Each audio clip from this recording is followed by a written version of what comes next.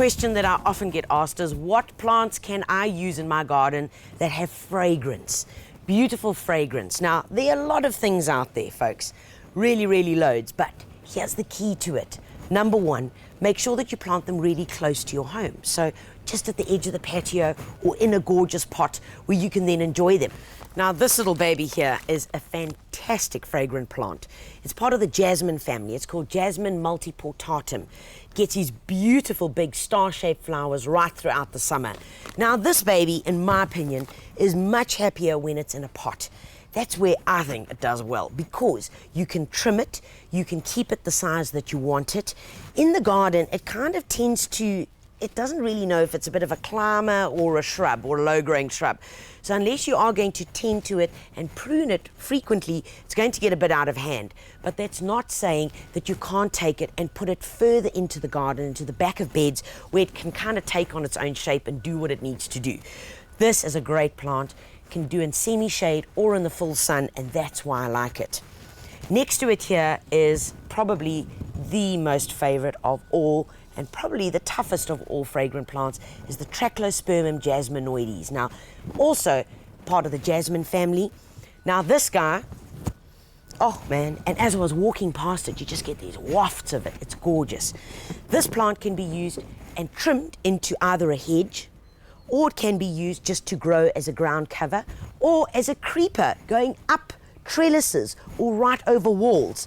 It is so versatile, incredibly tough, can grow on the high veld as well as right down on the coast, and in summer it is just clothed in these beautiful, beautiful white flowers. Tough as nails. Remember, once it's finished flowering, it's important to give it a light pruning, because that then encourages the new growth. There's also a variegated variety of this available, which you might find at your local garden centre. So remember, folks, this is an incredibly versatile plant. It's called Trachelospermum jasminoides. It can be used as a ground cover, underneath large trees, or even right in the full sun. It can creep over pergolas or walls, and it can also be trimmed to form a neat little hedge. It really is a winner, and it's one of those no-kill plants, very difficult to get rid of. This one over here, also white flowers, is called Carissa macrocarpa, also known as the num-num plant.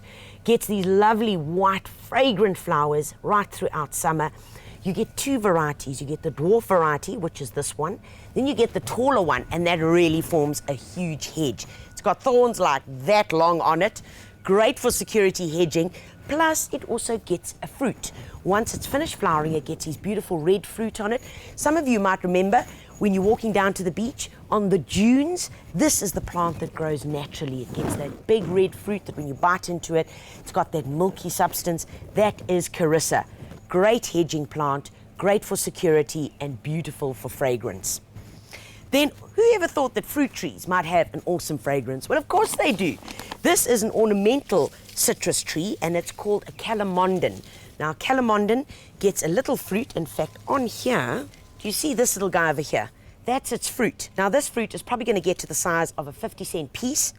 Because it's variegated, it also has the stripes in its fruit. It really is cute. So the fruit's about yo big. Okay, I gotta tell you this, it's quite sour, but let me tell you, if you like sour worms or anything like that, they're fabulous. They're great for making jams and kind of preserves, but most importantly, it's a stunning, handsome specimen of a plant. And it gets these white flowers that are heavenly, citrus, fragrant, that beautiful fragrance that we know that's accompanied with citrus plants. This is great. Lovely in a pot.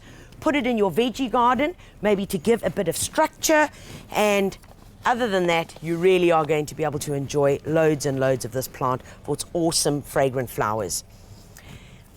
An indigenous fragrant plant is the Buddleia. Buddleia is known throughout South African gardens because we love them. They produce awesome flowers like this, from white to pink to the mauve like this. This is one of the new hybrid varieties known as Buddleia Buzz. It only gets to about 1 meter in height, so it's great for townhouse gardens, because the older variety of Buddleias, its distant cousin, gets huge. I mean, really, really big.